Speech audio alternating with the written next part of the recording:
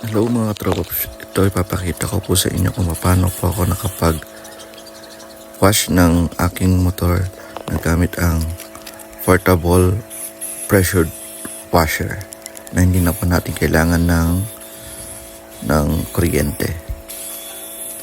Ito po, yan, mekos na po natin yan sa tubig. Yan, sinicheck ko lang po nung oras na yan kung tatamaan ko ba yung pinaka-panel niya. Yan po yung ating gun. Naayos lang po natin.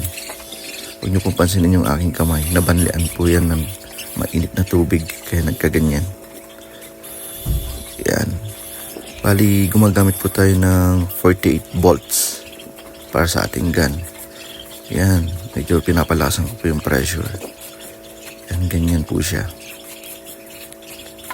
Napakaganda po niyang gamitin na hindi na ilalagay nyo lang po yung hose sa may tubig, and then pwede na po siya gamitin as a portable wash para sa ating motor. Nabibili po yan sa Shopee. Kayo na po ang humanap kung ano po yung gusto nyong bilhin. Yan, pinapakita ko lang po kung paano po ako nakapag-wash ng walang akong gamit na pressured na di kuryente. Yan. Ayan po siya. Ayan, yan po yung ating gun na ginagamit. Yan po. Yan, ikot-ikot lang natin. Spray po natin sa lahat ng mga parte para mas malinis siya. Punasan po natin. Yan po yung nilagyan kong tubig at sabon. Kaya ganyan po yung kulay kasi may sabon po yan. Ayan, dyan lang po natin nilalagay yung ating tubig na may yung ating ginamit na may filter ng galing sa yan po yung pumapasok papuntang gun. Yun yung ating filter para sa tubig.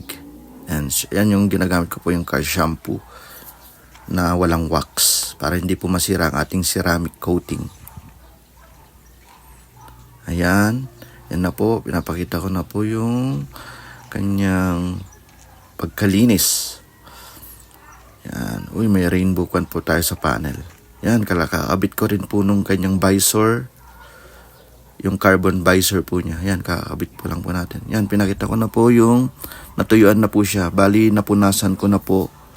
Yan. Yan, di ba? Ang ganda, ang kinis, ang linis. Talagang napaka gandang gamitin ng ating washer na portable na sinalagay lang sa tubig, and then yung battery na rechargeable na 48 volts. Yan.